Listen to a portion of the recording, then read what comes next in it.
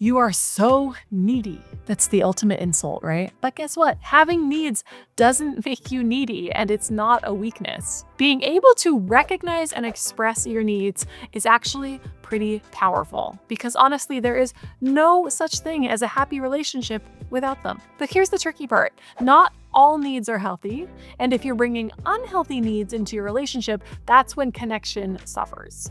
So the question is, are you expressing healthy needs or putting unreasonable demands on your partner? In this video, I'm going to show you the difference, and I will also explain where unhealthy needs come from and help you reframe them for better communication and a deeper connection. Hi, I'm Allie, a licensed marriage and family therapist and head of relationships at Paired, the couples app that keeps your romantic relationship fresh. Check it out in the description. Before we jump in, let's talk about why needs matter and why you should never dismiss them or downplay them. As humans, we are wired for connection. Maslow's hierarchy.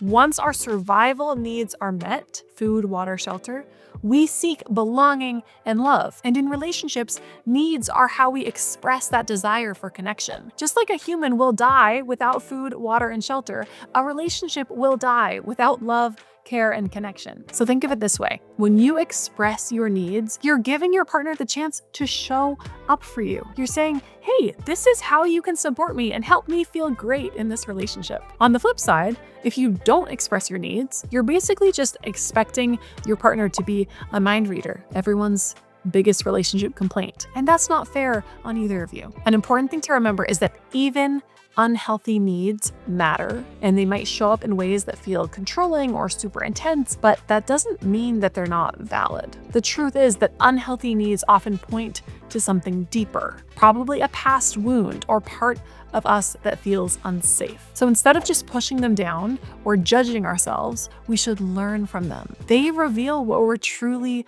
longing for, and that allows us to reframe them into healthier, more connection-based needs. Okay, so what do healthy needs look like and sound like? Let's find out. What healthy needs look like in a relationship? Healthy needs support connection. They help you feel safe, understood, and they make it a lot easier to stay close during difficult moments that will come up in your relationship. And this is key. They are communicated clearly and respectfully. They're not hinted at in a passive-aggressive way or expressed as frustration or criticism. Here's what healthy needs might sound like in a relationship. I need to feel heard when we talk. If I feel like you're not listening, I just shut down. Or, I need some reassurance when things feel tense. Otherwise, I have a tendency to spiral. Another example might be, I need time to myself sometimes to recharge, even though I love being with you. And here's another one that you can probably relate to. I need help carrying the mental load at home. When I am doing everything myself, I feel drained and like I can't be fully present. Those aren't selfish demands. They're honest reflections of what you need in order to feel secure and connected, and they're expressed openly and directly. They don't rely on mind reading, guilt trips, or silent treatment. Another thing about healthy needs is that they're collaborative. That doesn't mean that you're negotiating whether or not your needs matter. They do. You're just working together to meet them in a way that works for both of you. Let me give you an example from my own life. When I first started dating my partner, I noticed that whenever we had a disagreement, they needed space. I wanted to respect that need. I really did, but it made me feel so anxious and disconnected. And I would sit there panicking, thinking, are we okay? Are they ever going to talk to me again? And so I told them, hey, when we take space, I just need to know we're still okay. A quick message to say, I still care, I just need a little time, would really help me stay grounded. And after that, my partner was able to meet my need for reassurance, and I was able to meet their need for space without spiraling. That is the beauty of healthy needs. It's not about restricting your partner or controlling them.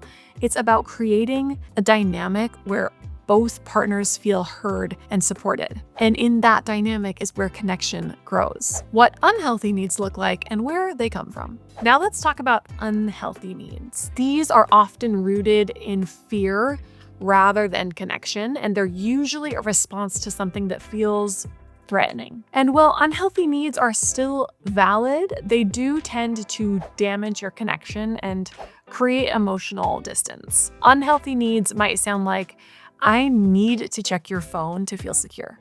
Or I need you to stop talking to those friends. Another one might be, I need constant reassurance or I'll shut down. Or, I need to share your live location with me whenever you go out. Unhealthy needs often restrict your partner's freedom or put unreasonable pressure on the relationship. And if they're not met in exactly the way we want, they tend to escalate. I see this a lot in my couples therapy practice, especially with couples who've just gone through a breach of trust. One partner might say, I caught you texting someone else, so now I need access to your phone at all times. And in that moment, it makes sense. Of course, we reach for control after a betrayal. It helps us feel safe, but that's just not sustainable long term. So we have to figure out where that need is coming from. What's underneath the need for control? Is it a need for safety? Is it a need for transparency or reassurance? And then we have to think about how that need can be met in a way that is healthier for the relationship and doesn't restrict the other person's freedom. And let me just say, having unhealthy needs doesn't make you a bad person, obviously. They're just signals, usually from a part of you that is scared or hurting. And when we pay attention to them, they can actually guide us toward deeper healing and stronger communication. How to shift from unhealthy to healthy needs in a relationship. If that last section on unhealthy needs resonated with you, you're not alone. We all have wounds that impact how we show up in relationships, and what matters is how we address them and move forward. Let's start by reframing how we think about needs. Instead of labeling them as unhealthy or healthy, try thinking in terms of connection-based versus fear-based needs. This small shift can help you understand what you're asking for and why. And then it's much easier to reframe it in a healthy way. So now I want you to think of an unhealthy need you have, something like, I need to know where you are at all times. Then ask yourself, is this about connection or control? Connection or fear? Is this about feeling closer to your partner, or are you fearful about what might happen if you don't know where they are? If it's coming from fear, maybe what you actually need is to feel more secure in your bond or to feel more included in your partner's day. Once you've identified the deeper need, you can reframe it as something more connection-based. Like, I realize I feel anxious when I don't hear from you, and I think what I really need is some sort of check-in during the day. Could that work for you? Notice how I'm making it open and collaborative. You're inviting your partner to work with you in figuring out how this need can be met in a way that feels good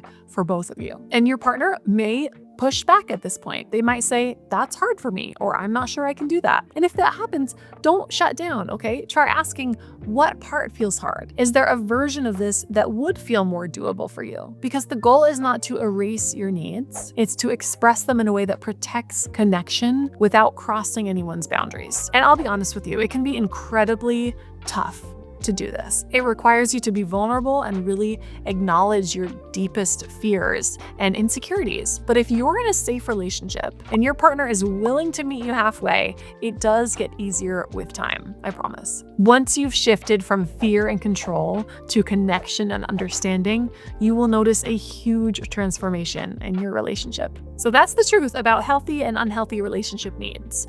Before you go, here is what I want you to remember.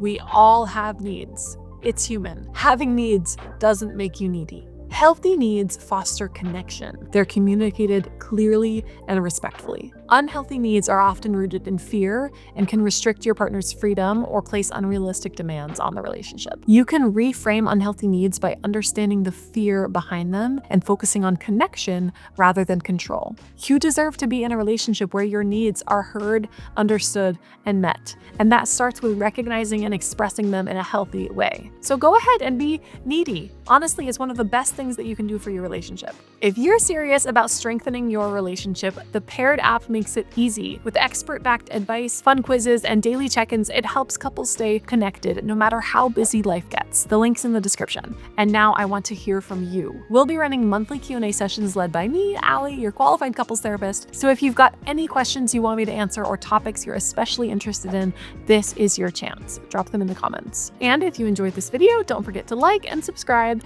Thank you so much for watching, and see you again soon.